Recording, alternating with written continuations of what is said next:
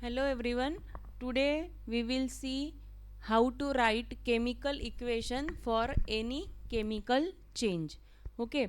So यहाँ पे लिखा है representing a chemical reaction with the help of symbols and formula of the substance involved in it.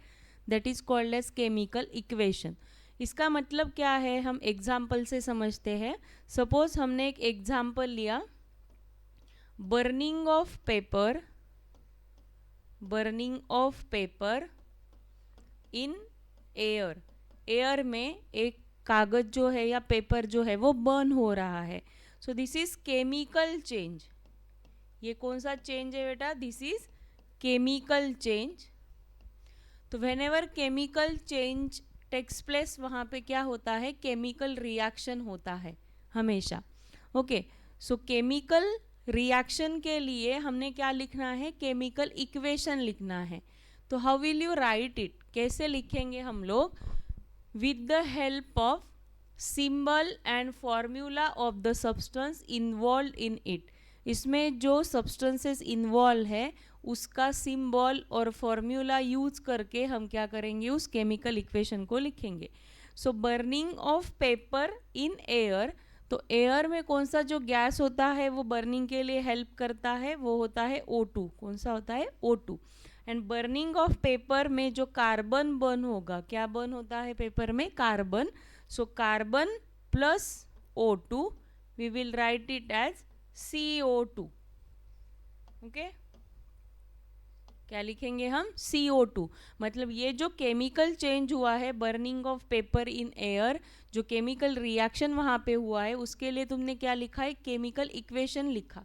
तो equation कैसे लिखा? With the help of symbol and element of the substance involve in it. तो इसका ये क्या है? Symbol है. इसका ये क्या है? फॉर्मूला है. जो सब्सटेंस उस प्रोसेस में इन्वॉल्व थे उसका क्या आपने यूज़ किया? सिंबल और फार्मूला यूज़ किया और वो केमिकल इक्वेशन लिखा.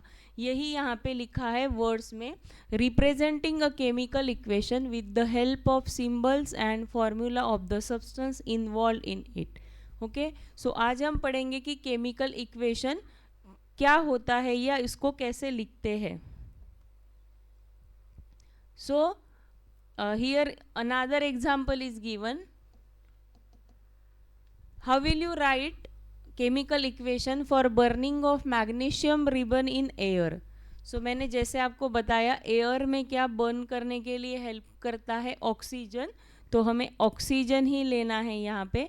तो Mg का सिंबल होता है, मैग्नीशियम का सिंबल होता है Mg. ऑक्सीजन का फॉर्मूला होता है ऑक्सीजन गैस का O2 और जो प्रोडक्ट मिलता है that is called as magnesium oxide. Okay.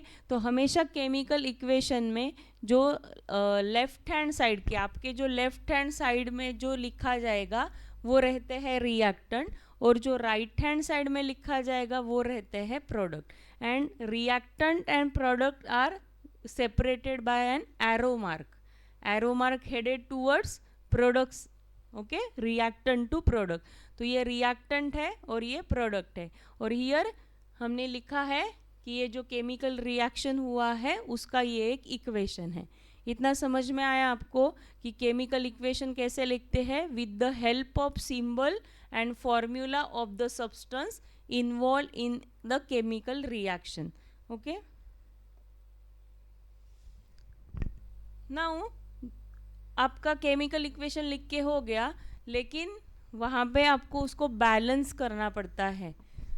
क्यों बैलेंसिंग करना पड़ता है केमिकल इक्वेशन का? आप लास्ट ईयर ये एक लॉ पढ़ चुके हो, law of conservation of mass और मैटर. वो क्या कहता है? What is the statement for that? Mass neither be created nor be destroyed during the chemical reaction. नए से मास कुछ डिस्ट्रॉय नहीं होता या नया मास तैयार नहीं होता, पुराना मास डिस्ट्रॉय नहीं होता ड्यूरिंग अ केमिकल रिएक्शन. बस क्या होता है? रिएक्टेंट में जो एटम्स थे वो क्या होते हैं? दूसरी तरह से या दूसरे फॉर्म में प्रोडक्ट साइड में प्रेजेंट रहते हैं, लेकिन वो एटम डिस्ट्रॉय नहीं होते या क्रिएट नहीं होते ड्यूरिंग केमिकल रिएक्शन. वो वहाँ ही रहते हैं. मतलब रिएक्टेंट के जो है वो प्रोडक्ट साइड में जाएंगे. total mass of element in the reactant side is equal to total mass of product element at the product side. मतलब जो भी मास ऑफ एलिमेंट का, जो भी एटम का मास तुम रिएक्टेंट साइड में लोगे, उतना ही मास आपको कहाँ मिलेगा, प्रोडक्ट साइड में मिलेगा. ओके ये आप देख चुके हो 9th में. अभी हम आज पढ़ने वाले हैं how to balance chemical equation. आपको एक क्वेश्चन आता है कि केमिकल इक्वेशन को बैलेंसिंग करना क्यों ज़रूरी है, तो then you have to write this law of conservation of mass और matter. Mass neither be created nor be destroyed during a chemical reaction. Okay? कोई भी एटम क्रिएट नहीं होते, डिस्ट्रॉय नहीं होते ड्यूरिंग केमिकल रिएक्शन. इसलिए total mass of element side, reactant side में जो रहेगा एलिमेंट का, वही रहेगा प्रोडक्ट साइड में.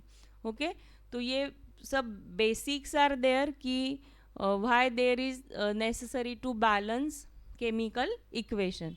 Okay next we will see. Now हमें अभी बैलेंसिंग पढ़ना है बेटा. तो यहाँ पे एक रिएक्शन दिया गया है, zinc plus sulphuric acid, zinc sulphate and hydrogen gas. Okay तो ये वर्ड इक्वेशन है. इसको जो जो ऊपर लिखा गया है that is called as word equation. इसको बोलते हैं वर्ड इक्वेशन. तो वर्ड इक्वेशन को हमने यहाँ पे क्या किया है, उसके सिंबल और फॉर्मूला यूज करके केमिकल इक्वेशन पहले बनाया है. ठीक है, फिर हमने अभी तो ये लिख लिया केमिकल इक्वेशन. बाद में अपना फर्स्ट सेकंड स्टेप क्या होना चाहिए, इसको हमें हमेशा बैलेंस लिखना है. मतलब रिएक्टेंट साइड में जो भी एटम दिए हुए हैं, सपोज यहाँ पे देख सकते हो Zn 1 है या 2 है, H S1 है, O4 है. So these are the elements. तो उतना ही वो कौन से साइड में चाहिए, प्रोडक्ट साइड में चाहिए. उसका फॉर्म चेंज होगा, ऑब्वियसली इसका फॉर्म चेंज होगा, लेकिन Zn गायब नहीं हो जाएगा, H गायब नहीं होगा. ठीक है, H कौन से ना कौन से फॉर्म में प्रोडक्ट साइड में भी प्रेजेंट रहेगा. तो इसलिए हमें इसको बैलेंस करना है. So let us examine the number of atom in this reaction. मतलब अभी आपको पता है ये कौन सा साइड है बेटा, मैंने बताया आपको ये कौन सा साइड है, दिस इज रिएक्टेंट साइड. कौन सा साइड है ये, reactant side. And this is product side. Reactant and product किससे सेपरेट हुए हैं, बाय एन एरो मार्क से ये सेपरेटेड है. Okay now let us examine the number of atom. Now इसमें कौन से एटम्स प्रेजेंट है, देखो Zn प्रेजेंट है, हाइड्रोजन प्रेजेंट है, सल्फर प्रेजेंट है और ऑक्सीजन भी प्रेजेंट है. Zn है, हाइड्रोजन है, सल्फर है और ऑक्सीजन है. तो ये एलिमेंट जैसे मैंने आपको बताया, जो रिएक्टेंट साइड में रहेंगे वही कहाँ रहेंगे, प्रोडक्ट साइड में. तो ये चेंज नहीं हो जाएगा, प्रोडक्ट साइड में कोई दूसरे एलिमेंट्स नहीं आएंगे, यही एलिमेंट रहेंगे. ठीक है, तो हमने ये एक ही टाइम लिखा है एलिमेंट. जस्ट एग्जामिन करते हैं कि Zn कितना है LHS पे. LHS मतलब left hand side, that is reactant side, कितना है 1. प्रोडक्ट साइड में भी कितना है बेटा 1. हाइड्रोजन कितना है, देखो यहाँ पे इक्वेशन को देखो, यहाँ पे कितना है 2, यहाँ पे भी कितना है 2. सल्फर कितना है 1, यहाँ पे भी सल्फर देखो ZnSO4 में है 1. देन यहाँ पे ऑक्सीजन कितना है, ऑक्सीजन है 4 और यहाँ पे भी है 4. देखो यू कैन सी हियर कि रिएक्टेंट साइड में जो भी Zn का नंबर है वही क्या है, प्रोडक्ट साइड में है. Hydrogen 2 2, sulphur 1 1 and oxygen 4 and 4.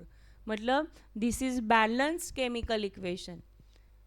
Now हमेशा इक्वेशन बैलेंस हो ये ज़रूरी नहीं है, ये इक्वेशन बैलेंस्ड है ऑलरेडी, लेकिन जो इक्वेशन बैलेंस नहीं होते उनको हमें बैलेंस करना होता है. तो वही आज हम पढ़ेंगे कि हम इक्वेशंस को बैलेंस कैसे करते हैं या कर सकते हैं. Okay so we will try to balance this equation. Ion के फीलिंग्स है, आयन मेटल वो H2O के साथ, मतलब स्टीम के साथ, पानी का जो वेपर स्टेट होगा उसको कहेंगे हम स्टीम. गैसियस स्टेट में वाटर मतलब स्टीम, उसके साथ अगर कंबाइन होता है तो आपको मिलता है Fe3O4। इसका नाम होता है आयन, ब्रैकेट में ऐसे लिखते हैं 2 3 ब्रैकेट क्लोज और ऑक्साइड। आपको पता होगा आयन के दो वैलेंसीज होते हैं, 2 भी होता है और 3 होता है। तो इसमें दो टाइप के वैलेंसीज, इसमें दोनों valencies are there. Basically this is a combination of FeO and Fe2O3। ऐसे दो आयन के जो कंपाउंड्स है उसका ये कॉम्बिनेशन है, इसलिए हम यहाँ पे दोनों इसके वैलेंसीज लिखते हैं। And this is hydrogen gas and this is steam. Suppose ये स्टीम है, ओके। अभी हमको इस रिएक्शन को बैलेंस करना है, तो पहले ये देख लेते हैं कि ये रिएक्शन बैलेंस है कि नहीं है। हो सकता है पहले ही बैलेंस हो, शायद जैसे पहले वाला वो रिएक्शन था। तो हम यहाँ पे देख लेते हैं पहले। देखो एलिमेंट्स कौन से है बेटा, यहाँ पे देखो Fe है, हाइड्रोजन है एंड ऑक्सीजन है। यहाँ पे भी वही एलिमेंट्स रहेंगे। जैसे मैंने आपको बताया कि एटम डिस्ट्रॉय नहीं होता या क्रिएट नहीं होता ड्यूरिंग द केमिकल रिएक्शन, वो दूसरे फॉर्म में चला जाता है, ठीक है। नाउ Fe तो देखते हैं कितना है। LHS में Fe है, ये थोड़ा मैं ऐसे कर देती हूँ। Fe कितना है 1, यहाँ पे Fe कितना है 3, यहाँ पे H कितने है बेटा, यू कैन सी हियर 2, यहाँ पे H कितना है 2, O कितना है इधर 1 और इधर O कितना है 4। तो जैसे प्रीवियस इक्वेशन में था कि दोनों साइड से हमें LHS और RHS के नंबर सेम दिख रहे थे, तो वैसा यहाँ पे नहीं दिख रहा है। यहाँ पे देखो आयन 1 है, यहाँ पे 3 है, प्रोडक्ट साइड में 2 है, ये 2 ये बैलेंस है, ऑक्सीजन 1 है 4 है। तो we have to balance this reaction. ये रिएक्शन बैलेंस नहीं है, इस रिएक्शन को हमें क्या करना पड़ेगा, बैलेंस करना पड़ेगा। तो हम वही पढ़ रहे हैं अभी कि कैसे इसको बैलेंस करें। फर्स्ट अभी इनिशियली जब आप ये बैलेंस करना सीखो तो क्या करना है, जब भी आप केमिकल इक्वेशन को बैलेंस करेंगे कोई भी, तो हमें क्या करना है बेटा, इसको ऐसे बॉक्स कर लेना है, इसको ऐसे बॉक्सेस कर लेना है, ठीक है। बॉक्स से क्या होगा, draw the boxes around the each formula. तो फॉर्मूला हम चेंज नहीं कर सकते हैं। लास्ट लेक्चर में हमने पढ़ा है कि फॉर्मूलाज को कैसे बनाया जाता है ना। तो फॉर्मूलाज का अगर उस बनाने का कुछ तरीका है तो हम अपने हिसाब से ऑब्वियसली उसको चेंज नहीं कर सकते। तो we can't write inside the box. हमें जो भी लिखना है, जो भी बैलेंसिंग के लिए नंबर यूज करेंगे हम लोग, जो वो यूज करेंगे एज अ कोएफिशिएंट, ओके। इसके आगे यूज करेंगे और वो भी कम से कम नंबर रहेगा, ठीक है। मतलब यहाँ पे आप कुछ नहीं कर सकते, इसके साथ हम कोई भी छेड़छाड़ नहीं कर सकते, इसको चेंज नहीं कर सकते, ठीक है। तो अभी ये हो गया इतना। Now select the element which has maximum number of atom. अभी हमें तो ये पता चल गया कि ये इक्वेशन बैलेंस नहीं है, तो इसमें Fe भी है। यहाँ पे मैं इक्वेशन फिर से लिख देती हूँ एक बार। ये क्या था वो इक्वेशन बेटा, आयन प्लस H2O स्टीम था, स्टीम के साथ हमने इसको रिएक्ट किया आयन के फिलिंग को, तो हमें मिला Fe3O4 और उसके साथ मिला H2। ये अपना क्या है, इक्वेशन है, ठीक है। इसको हम बैलेंस कर रहे हैं। तो select the element which has maximum number of atom. तो इसमें आयन है, हाइड्रोजन है, ऑक्सीजन है।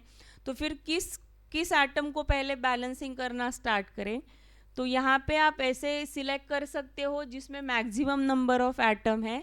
तो यहाँ पे आप देख सकते हो मैक्सिमम नंबर ऑफ एटम है Fe3O4 में। कहाँ पे है, Fe3O4 में। देखो 4 ऑक्सीजन है, 3 आयन है, यही सबसे ज़्यादा है। तो हमने इस कंपाउंड को सिलेक्ट कर लिया और इस कंपाउंड में हमने क्या सिलेक्ट किया, ऑक्सीजन एटम को हमें क्या करना है बेटा, बैलेंस करना है। ऑक्सीजन एटम को हमें बैलेंस करना है। तो अभी ऐसा एक टेबल फॉर्म करना है। इनिशियली मतलब इनिशियली रिएक्टेंट साइड में ऑक्सीजन कितना है, ये एलिमेंट्स कौन सा लिया है हमने, ऑक्सीजन। तो यहाँ पे देखो रिएक्टेंट साइड में ऑक्सीजन कौन सा है, देखो यहाँ पे है ऑक्सीजन, तो कितना है ये 1 है। कहाँ पे है, H2O में है। ओके, प्रोडक्ट साइड में है क्या, वो ऑब्वियसली रहेगा, अगर रिएक्टेंट साइड में है तो प्रोडक्ट साइड में भी रहेगा। तो रिएक्टेंट साइड प्रोडक्ट साइड में कितना है 4, कहाँ पे है ये Fe3O4 में है ना। अभी हमें ये बैलेंस करना है, मतलब रिएक्टेंट साइड में 1 है और प्रोडक्ट साइड में 4 है, तो हमें इसको बैलेंस करना है। तो हम क्या करेंगे बेटा, H2O जो है 4 सॉरी ऑक्सीजन जो है वो हमें 4 करना है ना, यहाँ पे एक ही है, तो यहाँ पे टू बैलेंस में क्या लिख देती हूँ, हमें इसको क्या करना पड़ेगा, 4 करना पड़ेगा, और ये ऑलरेडी 4 है। तो अभी हो गया रिएक्टेंट साइड में 4 और प्रोडक्ट साइड में 4। लेकिन ये करने के लिए हमें एक 4 कोएफिशिएंट जो है वो हमें यहाँ पे लिखना पड़ेगा आगे। यहाँ पे देखो ये जो H2O है, देखो ये जो H2O है ये रिएक्टेंट साइड में है, तो उसको बैलेंस करने के लिए हम यहाँ पे कोएफिशिएंट लिखेंगे। हमने ऐसे इसके ऊपर ऐसे बॉक्सेस किए थे, तो इसके बॉक्स के बाहर एज अ कोएफिशिएंट हम क्या लगाएंगे, 4 as a 4H2O। We can not alter the chemical formula, हम केमिकल फॉर्मूला को अल्टर नहीं कर सकते। वी कांट राइट H2O4, क्योंकि हमें O बैलेंस करना है तो O के नीचे 4 लिख देते हैं, ऐसे नहीं होता। तो H2O is a chemical formula, as a coefficient आपको यहाँ पे 4 लिखना पड़ेगा अगर आपको O को बैलेंस करना है। ओके, तो हमने लगा दिया यहाँ पे 4। ओके, सो अभी क्या हो गया, अपना नया इक्वेशन क्या हो गया, Fe plus 4H2O Fe3O4 plus H2। अभी आप देख सकते हो बेटा, यहाँ पे देखो रिएक्टेंट साइड में 4 O है, ये 4 और O यहाँ पे इसको मल्टीप्लाई करना है, 4O हो गया रिएक्टेंट साइड में। प्रोडक्ट में तो 4 O पहले से है, मतलब अपना ऑक्सीजन क्या हो गया बेटा, इसमें बैलेंस हो गया। ओके, लेकिन ऑक्सीजन को छोड़ के भी इसमें 2 और एलिमेंट है, कौन से है, आयन है और क्या है, हाइड्रोजन इज देयर। तो उसको भी हमें देखना पड़ेगा कि वो बैलेंस है कि नहीं है। ठीक है, तो हम अभी यहाँ पे देख सकते हो कि हाइड्रोजन पहले 2 था, लेकिन जैसे ही आपने यहाँ पे 4 लगा दिया, तो ये जो कोएफिशिएंट आपने ऑक्सीजन बैलेंस करने के लिए लगाया है वो हाइड्रोजन को भी मल्टीप्लाई करेगा, क्योंकि वो उस केमिकल फॉर्मूला के आगे आया है और वो फॉर्मूला में हाइड्रोजन भी है। तो यहाँ पे इसको क्या करना है बेटा, ये 2 ऑलरेडी है, तो यहाँ पे जो है ना 4 इंटू 2 ये क्या हो जाएगा 8। मतलब अभी नए से हाइड्रोजन कितने हो गए, 8 हो गए, पहले 2 ही थे। आपने 4 क्यों लगाया, क्योंकि आपको ऑक्सीजन बैलेंस करना था। तो ऑक्सीजन तो बैलेंस हो गया, लेकिन हाइड्रोजन इम्बैलेंस हो गया। ओके, तो हाइड्रोजन अभी नए से कितना है, 8 है। तो प्रोडक्ट साइड में उतना है क्या बेटा, वो नहीं है। प्रोडक्ट साइड में कितना है, प्रोडक्ट साइड में 2 ही है, तो हमें उसको क्या करना पड़ेगा, 8 करना पड़ेगा। तो फिर से ये टेबल एक बना लो, initial reactant side and product side. Initially अभी कितना है, इनिशियली मतलब पार्टली बैलेंस में, इनिशियल मतलब इसमें पहले वाला इक्वेशन नहीं लेना है। अभी तुमने एक एलिमेंट बैलेंस करने के बाद जो भी नया इक्वेशन बना है आपका, ये अपना नया इक्वेशन बना है, उसमें कितने हाइड्रोजन है वो देखना है। देखो 4 इंटू 2 कितना हो गया 8, और वो कहाँ पे है, H2O में है। देखो H2O में कितने हैं, रिएक्टेंट साइड में हाइड्रोजन है 8। प्रोडक्ट साइड में कितने हैं बेटा, 2 ही है। प्रोडक्ट साइड को हमने अभी तक कुछ नहीं किया है, तो प्रोडक्ट साइड में कितने हैं, 2 ही है। तो अभी आपको 8 करने पड़ेंगे प्रोडक्ट साइड में, तो ही ये एलिमेंट है जो बैलेंस होगा। हाँ, तो आप क्या करोगे, 2 पहले से है, तो उसको अगर आप 4 से मल्टीप्लाई कर देते हो तो 2 इंटू 4 आर 8, तो 8 एंड 8, समझ में आया। मतलब हाइड्रोजन भी आपका कितना हो गया 8। इसके लिए आपको क्या करना पड़ेगा, जो H2O है, कहाँ पे H2O यहाँ पे मैं बॉक्स बना देती हूँ। H2O को आपने 4 लगा दिया, यहाँ पे जो H2 है जो हाइड्रोजन, यहाँ पे भी आपको क्या लिखना पड़ेगा 4, तो क्या हो गया 4 इंटू 2 8। अभी देखो हाइड्रोजन भी बैलेंस हो गया, ऑक्सीजन भी बैलेंस हो गया। अभी नए से आप यहाँ पे देख सकते हो हाइड्रोजन कितना है 4 इंटू 2 8, 4 इंटू 2 8। ऑक्सीजन कितना है 4 ऑक्सीजन, यहाँ पे भी है 4 ऑक्सीजन। ओके तो अब यहाँ पे देख सकते हो कि अभी एक जो लास्ट एलिमेंट बचा है वो कौन सा है, आयन है ओनली, है ना, आयन ही बचा है यहाँ पे देख सकते हो आप आयन कितना है 3 है प्रोडक्ट साइड में, और रिएक्टेंट साइड में कितना है आयन 1 है। तो देखो इनिशियली 1 है, रिएक्टेंट साइड में ये अपना LHS है, ये अपना RHS है। ओके तो रिएक्टेंट साइड में कितना है 1 है, प्रोडक्ट साइड में कितना है 3 है। तो बैलेंस करने के लिए हम लोग क्या करेंगे 2 बैलेंस 1 इंटू 3। तो मैं क्या कर देती हूँ यहाँ पे हम क्या कर देते हैं 3 पुट कर देते हैं। देखो 3 हमने यहाँ पे लिख दिया, अभी हो गया, यहाँ पे भी 3 है, यहाँ पे भी 3 है। तो अभी आप अगर इस इक्वेशन को देखो तो आपको समझ में आ जाएगा कि ये बैलेंस केमिकल इक्वेशन है। देखो 3Fe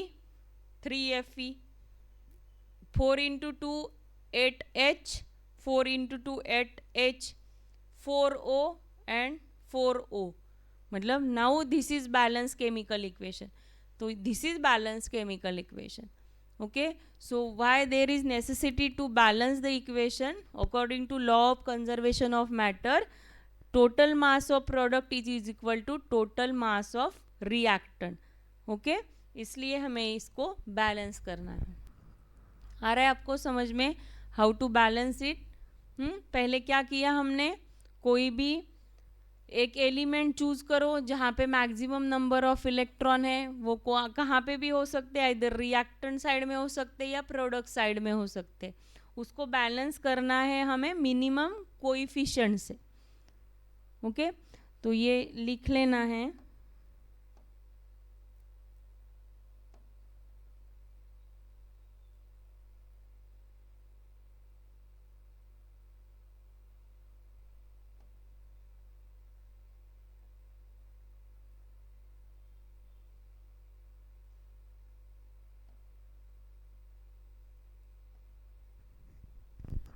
आप चाहो तो इन सब के स्क्रीनशॉट निकाल के रख सकते हो, लिखने के लिए ये आपको नोट डाउन करके रखना है।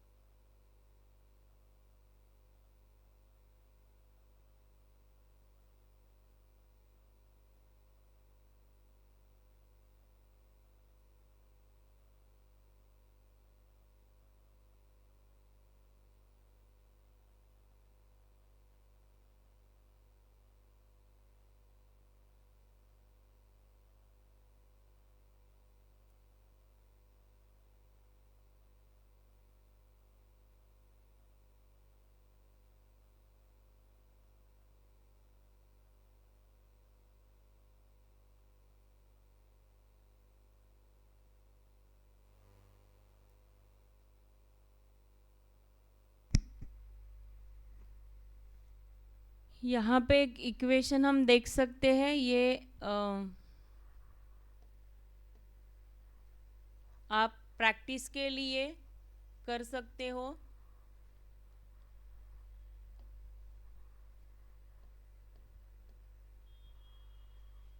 ओके इस मतलब हमने जैसे अभी सॉल्व किया उस टाइप से इसको सॉल्व करके देख सकते हो आप लोग। ठीक है ये नोट डाउन कर लो। यहाँ पे भी आप देख सकते हो रिएक्टेंट एंड प्रोडक्ट साइड में, ये this is reactant side and this is product side. तो उसको प्रैक्टिस करो जो हमने पहले पढ़ा है अभी, तो उस टाइप से इसको आप करके देख सकते हो। ठीक है इसको नोट डाउन करके रखो।